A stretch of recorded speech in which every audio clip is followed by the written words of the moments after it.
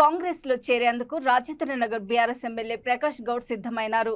నేడు రేపు అనుచరులతో కలిసి కాంగ్రెస్ లో చేరుతానని ముఖ్యమంత్రికి ప్రకాష్ గౌడ్ తెలియజేశారు. ముఖ్యమంత్రి రేవంత్ రెడ్డి సమక్షంలో కాంగ్రెస్ లో చేరేందుకు ప్రకాష్ గౌడ్ అన్ని ఏర్పాట్లు చేసుకుంటున్నారు.